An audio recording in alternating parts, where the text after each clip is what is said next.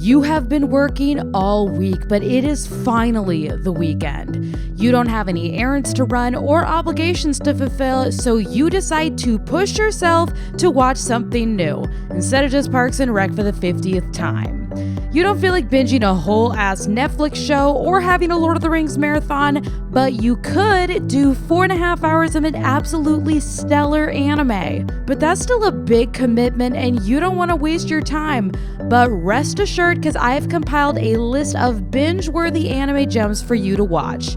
I made sure to cover all of the genres, so you're sure to find at least one anime that piques your interest. If you like what you see and would like to see another one of these videos, because Lord knows I have a lot more suggestions, let me know in the comments below and make sure to subscribe so you don't miss any future videos. So with that being said, let's get into it. The zombie genre is one that has been overdone to death, pun intended. You have to sift through a ridiculous amount of garbage just to find something that's actually good. It's even harder to find something that's even remotely original. In pretty much every single piece of zombie media, the underlying goal is how to escape, protect yourself, and just survive the pandemic. But what happens when the goal isn't to survive? What if it's to thrive? This is what Zom 100 is all about. It's one of those rare gems whose comedic gold is reminiscent of the iconic genre game changer Shaun of the Dead. Our main character, Akira, was pretty much already dead before the pandemic hit. He was working in one of those exploitation companies whose labor practice don't believe in overtime, but expect their employees to work day in, day out, even through medical emergencies. It's a social commentary on the toxic work culture of Japan and a not-so-subtle shade at the anime industry. Mappa. Akira is 3 years into this hell and drowning. So when the zombie apocalypse hits, his reaction isn't, "Oh my god, the world is ending." His response is, "Wait, you mean I don't have to go to work? I'm finally free?"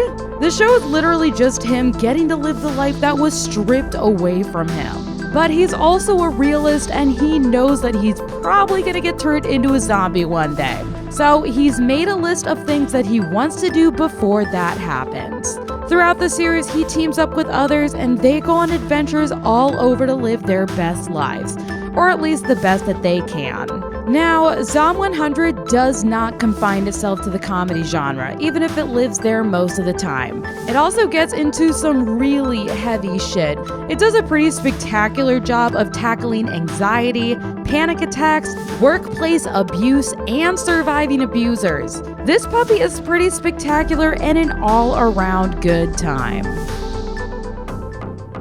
Japan is a mecca for trains. Bullet trains, sleeper trains, commuter trains, and train otaku like this beautiful NEET from Princess Jellyfish. With the country so well connected and easy to get around, you can get from Agano to Ikebukuro in a little over an hour. Well, at least you used to be able to. That was until the 7G incident occurred and thrust the world into some surrealist art student's acid dream-infused wet dream. The trip's length is now unknown. It could be a couple of hours or a couple of days or a couple of weeks, since every single one of the stops has been separated by immense length and weirdness. And at each stop and each town, something horribly wrong has happened. In some of the towns, the residents turn into animals once they turn 21. In others, they grow mushrooms out of their heads or turn into zombies or become pawns in a famous anime come to life. This is the reality for our next selection, Train to the End of the World, which is one of the weirdest anime I have ever watched and honestly a breath of fresh air. I cannot state enough how difficult it is to have an original concept in anime. Everything has been done to death. But with this anime, yeah, I've never seen anything like it and I'm absolutely in love. We follow a gaggle of high schoolers 2 years after the 7G incident. The fifth member of their group disappeared in Tokyo after the incident, and they haven't heard anything since. When they find out she's still alive, they decide to throw caution to the wind and take that train from Agano Station to Ikebukuro to rescue her. They travel to a new station every episode, and we slowly learn the ugly, horrifying truth of what happened to the world. Train to the End of the World is beautifully paced, and its character development paired with some absolutely stellar storytelling creates one hell of an anime. Going to college can be a wonderful and transformative experience. It has the ability to open up your worldview, introduce you to connections and people who can pave the way for your future, and if you're in the US, it can also establish your adulthood in terms of debt. One that you carry with for the rest of your life, so love that for us.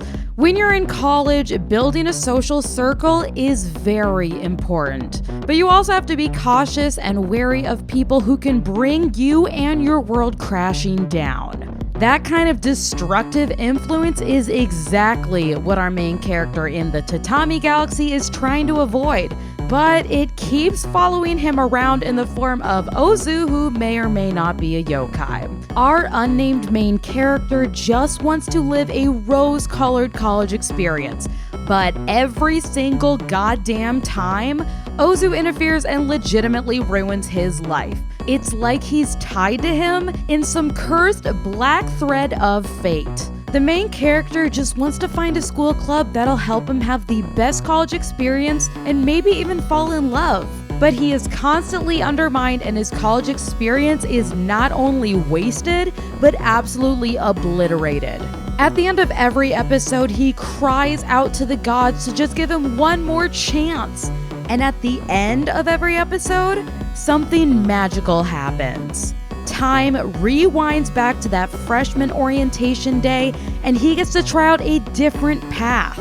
The Tatami Galaxy is a slice-of-life rom-com that's also a sci-fi existential journey of self-discovery. We get to watch all of the possible life paths and what happens when you precariously set up that many parallel universes on top of each other. This anime is directed by my favorite person in the anime industry, Masaki Yuasa, who I made an entire video to, which y'all can watch up here. His animation and stylistic choices make this one of the most beautiful anime I have ever seen. It truly is an absolute masterpiece, and one of the few anime that I've ever given a 10 out of 10. You can technically watch this all in one sitting, but I would probably break this up into like 2 or 3 because it has some of the fastest subtitles I have ever seen in anime. And its more philosophical and existential themes hit so much harder when you can give them time to marinate. And if you want more after you've finished, there is a spiritual sequel film called Night is Short, Walk On Girl, which is about different main characters but in the same world with even crazier hijinks.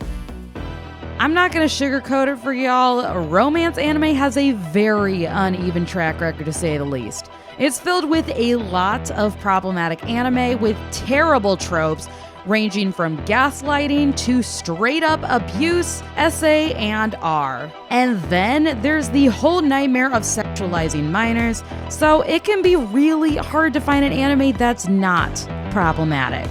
But y'all, I think I found one, and it's even got wonderful representation of the disability community. A Sign of Affection doesn't have anything overly problematic. Plus, our main characters are consenting adults, and is one of the few anime that gives representation to a severely underrepresented community. We follow Yuki, who is 19, deaf, and attending college. She meets Itsuomi, who immediately takes notice of her sign language since he's a massive language nerd who also travels the world to help communities in need.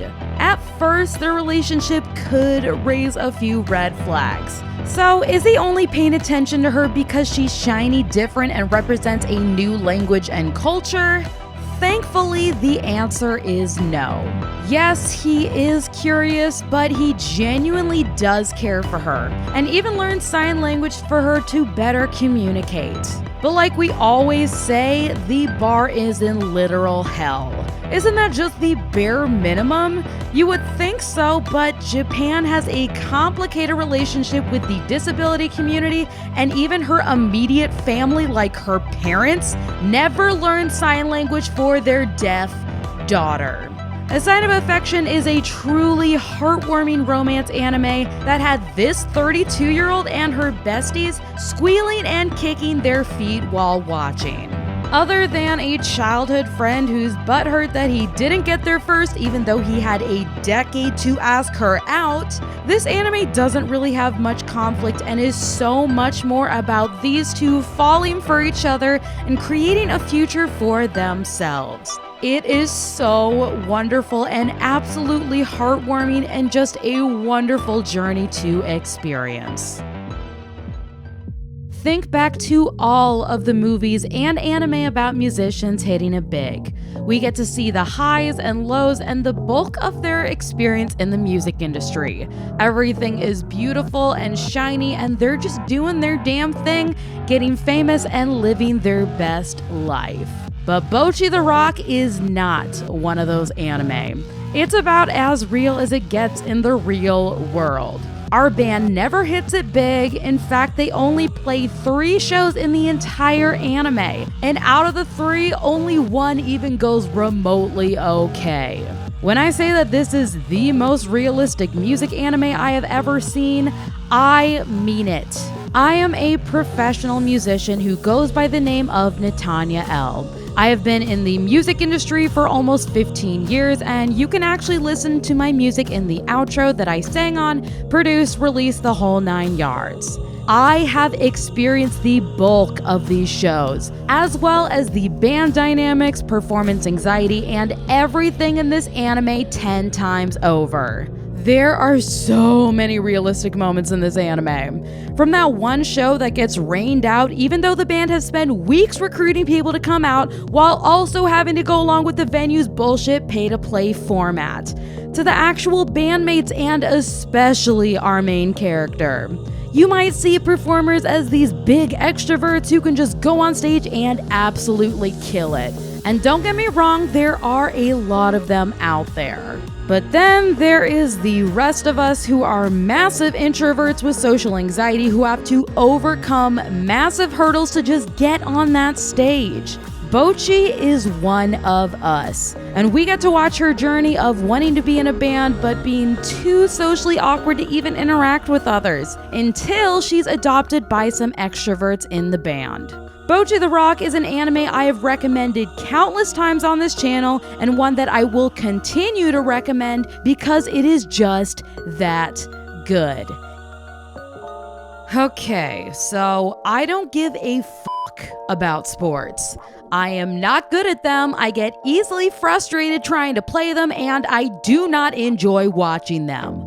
I still don't understand the mechanics of how I got roped into falling in love with a volleyball anime when I couldn't give less of a shit about volleyball. And yet, Haikyuu had me crying over volleyball and seated in the theaters when the movie came out. I'm still pretty hesitant about sports anime because, like I said, who cares? But Ping Pong the animation is so much more than a sports anime. It is a beautifully crafted coming-of-age drama and an existential dissection of what happens when you take something that you love and try to turn it into a profession. The big question becomes, will you continue to love it? Or will the work of it make you entirely lose your passion? That's the path that our 2 main characters traverse as childhood friends who become professional opponents. Ping Pong the animation is also a Masaki Yuasa production, and the first one that he created with his animation studio Science Saru. Anime is all about creating beautifully crafted imagery with impeccable line work. But Ping Pong creates something entirely different, with its use of jagged lines and absolutely jaw-dropping Sakuga sequences. It is truly a sight to behold and makes you excited for the future of this medium, and surprisingly also Ping Pong. I probably wouldn't rush this anime because its existential moments and heavier moments, you kind of just need to give them the time they deserve to land. Speaking of heavier moments, have you ever looked up Japanese history? Like all human history, all I can say is woof. Like, good God, we kind of suck as humans. Japanese history is filled with a lot, and I mean a lot, of atrocities, genocides, illegal occupations, you name it.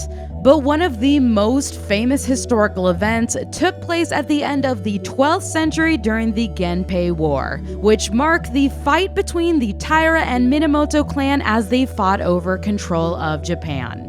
This period was cemented in history through the creation of one of the greatest literary epics called the Tale of Heike, which is one of the most important pieces of Japanese literature even to this day. From this literary epic, we get one of the latest of modern interpretations in the Heike story, or Heike Monogatari, which is the retelling of this famous tale in all of its glory. The only non-historical aspects of this anime is our main character, who acts as witness to events of these turbulent times. This is a truly spectacular anime, which instead of lazily using expository dumps that characters just kind of word vomit to each other, it utilizes traditional singing and absolutely gorgeous visuals to showcase the different battles and larger events. Being that this has a massive historical element to it, and the human history has a track record of being pretty horrific, this anime gets pretty damn heavy. It's also one of those that you need to be paying attention, like a lot of attention. There is a ton of information thrown your way, and a lot of the characters have similar sounding names, so it is very easy to get lost if you're not locked in. I would also highly recommend not binging this one. Break it up into a few viewings, but do not take too long in between, otherwise you're gonna forget the bulk of the new information you just learned. I know that the Heike story might sound a little too daunting now, but I cannot stress enough just how wonderful, magical, and fulfilling this anime is. Now, I'm not gonna lie, this anime is going to hurt. But it is such an absolutely beautiful journey that y'all really need to experience it. And in my personal opinion, this is going to be a future anime classic. But if you're not really feeling that heavy, historical, hardcore attention-consuming anime, then here is a big dumb action anime that's got lots of shit blowing up and Godzilla monsters. I'm, of course, talking about Kaiju Number 8, which, if you were on Crunchyroll at all this spring, it is all that they were promoting. Like, it literally had a weekly countdown for new episodes. But here's the real question. Did it live up to that hype? Well, since it is on this list, I can confirm that it does. This anime is not only a stupid amount of fun, but the emotional chords and character development really hit home. For all of my over 30 fam watching, we finally have an anime about us. Kafka is 32 and he really wants to join that task force, which has been entrusted to take out all of the kaiju. The only problem is that he is right on the age cutoff of not being able to be accepted into the program. But he decides to give it one more final go and things happen. That is all I'm going to say about the plot because I went in blind and the twist absolutely caught me off guard and made it so much better. I had to binge the final 6 episodes to get my spring seasonal anime reviewed out on time, and it was the fastest 6 episodes of my life. This puppy will get your adrenaline pumping, and I would highly recommend binging the whole thing in one go if you can. Y'all are gonna have an amazingly fun time with this one. I don't think it's controversial to say that anime does not have a great track record when it comes to horror. In fact, it is so shaky that I'm going to be doing a whole video essay deep dive next month into why and what anime can actually pull it off. One of those rare anime that actually gets it is Mononoke. No, not that Mononoke, this Mononoke. It's not only a great horror anime, but it's probably one of the most visually stunning pieces of media I have ever seen. Every single illustration is a painting, and all of it together creates one of the most breathtaking abstract anime I have ever witnessed. This truly is a painting come to life, even if it is a horrifying, nightmare-inducing painting. Drawing on themes utilizing Japanese mythology, this is an anthology series spanning 2 to 3 episode arcs. Our main character is the connecting factor. He comes across some absolutely horrific situations where his special skills are the only ones who can resolve them. I won't say much more about the plot, but I did do a more in-depth breakdown in this video if you want to watch it. Since this is a horror series, some of the scenarios are pretty hardcore. So here is a general trigger warning list so that you know what you're getting into and can take precautions if need be. I would definitely recommend that y'all do not binge this one, especially with all of its heavier subjects. Watch the arcs, but then take breaks, cause Jesus Christ, this puppy really goes there. Abstract and out there anime will always have a very special place in my heart. Anime is one of the best mediums for just really weird and abstract concepts. It's a space to be creative and play with the wildest ideas you can think of. Whether it's a 7G incident that turns people into toy soldiers, traumatizing horrors disguised as a beautiful painting, Greek and Roman statues that somehow become an idol group, or an entire anime where everyone is a different animal. No, not that one. Or that one. Definitely not that one. This one. Odd Taxi is one of those cutesy, happy-looking anime that once you start it, you will very quickly realize that it is absolutely not that. This puppy is a crime mystery thriller about a taxi driver who gets caught up in an absolutely insane scenario and has to find his way through before it's too late. Odd Taxi is all of those components, but it's also a eye-opening character study whose ending had me absolutely shook. This anime is a true gem and one that was completely slept on, like criminally so. Since it's a continuous build-up that really ramps up by the end, Odd Taxi would be a really fun one to binge. If y'all have watched this or want to watch it and then come back to this video, let's talk about the ending in the comments because I need to talk about it and I haven't been able to talk to anyone about it, but please make sure to put a spoiler warning and then scroll down some so we do not spoil that fantastic ending. I want y'all to take a minute and think about what anime classics mean to you. What type of anime come up? Maybe Cowboy Bebop, Akira, Gundam? Well, I want to ask y'all, is Monster on that list? Because if not, y'all need to get on it. Monster is widely considered as a classic and the best psychological thriller in all of anime, created by the absolute master Naoki Urasawa. It's 72 episodes, so it is not an official selection on this list because that's just a ridiculous amount of anime to watch in the weekend, even if you're a One Piece super fan. I would, however, like to talk about a new anime classic that's also by Naoki Urasawa. Pluto came out last year and it was my favorite anime of 2023. And in my opinion, it is the best sci-fi anime I have ever seen. It is the longest one on this list, coming in at 8 one-hour-long episodes, but I cannot stress enough how much I recommend it. This sci-fi mystery epic is set in the same world as one of the most favorite anime ever, Astro Boy. We follow Gazish, who is a robot detective trying to track down a serial killer who is maliciously unaliving the world's most powerful robots. This journey absolutely rewrites everything about him.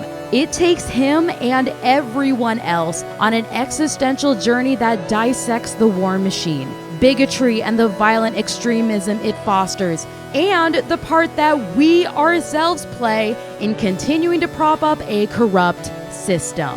Pluto is a really intense series, and one that I feel like you need to let the heavier moments sit with you so that you can truly feel and appreciate what Naoki Urasawa has so graciously created for us. Because of that, I would only do 2 to 3 episodes in a row.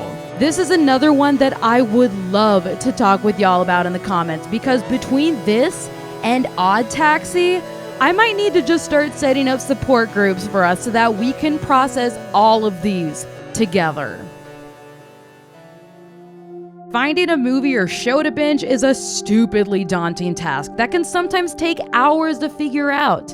I spent 40 minutes alone last night just trying to find something before settling on a film I'd already seen before. I really hope that this list has helped remove some of that strain for you. I want y'all to be able to just relax and watch a top-tier anime that will improve your weekend, holiday, day off, or whenever you're watching these. There are so many more anime I wanted to recommend that would perfectly fit into this video, but if I did that, we would literally be here all day. Let me know if y'all like this video and would like a part 2, because I love doing recommendation content, and this new format was a ton of fun for me to do. So if you would like to see more of it, please let me know in the comments below, and make sure to subscribe so you don't miss any future installments. Since this is, and I always want it to be, a two-way street, I would love to know some of y'all's favorite shorter anime that you love binging over a weekend. I'm always looking to expand my watch list, and y'all always have the best recommendations. I really appreciate all of you being here, and so I'd like to say a massive thank you to all of you, especially those who made it this far in the video. Thank y'all so much for being here, and I'll see all of y'all on the next one.